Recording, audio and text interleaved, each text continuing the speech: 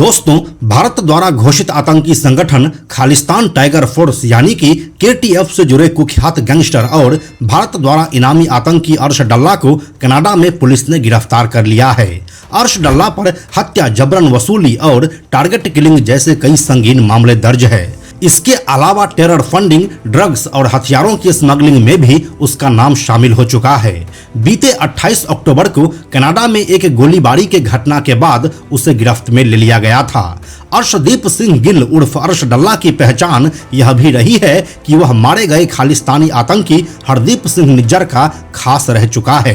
फिर निज्जर के बाद अर्श डल्ला ही उसकी जगह पर केटीएफ के आतंकी मॉड्यूल को चला रहा था। हमने आपको अर्श डल्ला की पूरी कहानी इस वाले वीडियो में विस्तार से सुना दिया है और आज हम आपको एक नई कहानी सुनाने वाले हैं। ये कहानी है अर्श डल्ला और लॉरेंस बिश्नोई के दुश्मनी की कहानी। कैसे दो जिगरी दोस्त अब जानी दुश्मन बन चुका है, आइए आपको बताते हैं पूरी कहानी आज के इस वीडियो में। हेलो एंड नमस्कार, मेरा नाम है प्रशांत और आप देख रहे हैं बेजोड़जोड़ा.com का यूट्यूब चैनल। 21 मई 1996 को जन्मा अर्शदीप सिंह गिल पंजाब में मोगा जिले के डल्ला गांव का रहने वाला है, इसलिए उसका नाम अर्श डल्ला भी कहा जाता है। साल 2016 में उसने पहली बार जुर्म की दुनिया में अपना कदम रखा। सिर्फ 20 साल के अर्श डल्ला के ऊपर सबसे पहला केस बैंक में एक सुरक्षाकर्मी से बंदूक छीनने का दर्ज किया गया। अर्श डल्ला के पास 1 सितंबर 2017 को जालंधर के क्षेत्रीय पासपोर्ट कार्यालय से जारी हुआ एक पासपोर्ट है जो 31 अगस्त 2027 तक वैलिड है।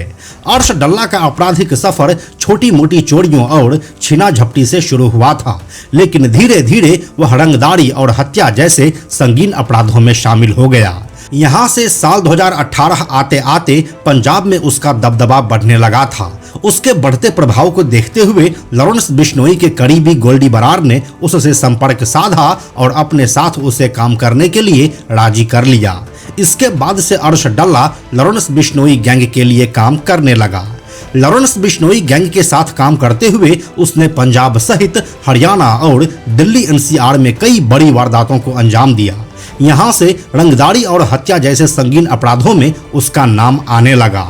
इसी बीच कनाडा में बैठे खालिस्तानी आतंकी हरदीप सिंह निज्जर की नज़र अर्श डल्ला के ऊपर पड़ी। इसके बाद निज्जर ने उससे संपर्क साधा और उसे अपने साथ मिला लिया। यहाँ से अर्श डल्ला अब हरदीप सिंह निज्जर के लिए काम करने लगा था। अब जब अर्श डल्ला हरदीप सिंह निज्जर के साथ काम करने लगा तो उसका लॉरेंस बिश्नोई गैंग से संपर्क टूट गया।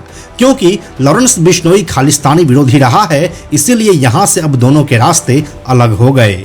और गैंगस्टर्स की दुनिया एक ऐसी दुनिया होती है जिसमें अगर आप दोस्त नहीं होते हैं तो आप खुद ब खुद ही दुश्मन बन जाते हैं, और इन दोनों के साथ भी बिल्कुल यही हुआ। जैसे जैसे अर्श डल्ला का नाम और दबदबा बढ़ता गया, वैसे वैसे पुलिस का शिकंजा भी उसके ऊपर कसता गया।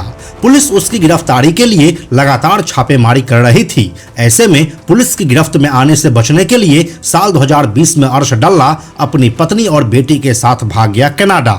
वहां पर जाने के बाद वह अपनी पत्नी और बेटी के साथ ब्रिटिश कोलंबिया में रहने लगा था। अब कनाडा आने के बाद अर्श डल्ला भारत द्वारा प्रतिबंधित आतंकवादी संगठन सिख फॉर जस्टिस, पाकिस्तानी खुफिया एजेंसी ISI और लश्कर-ए-तैयबा के आतंकियों से भी मिला। इसके अलावा वह Babbar Khalsa international, Khalistan liberation force और इंटरनेशनल सिख यूथ जैसे दूसरे प्रतिबंधित संगठनों के लिए पाकिस्तान से हथियारों, गोला बारूद और विस्फोटकों की स्मगलिंग में लगातार शामिल रहा।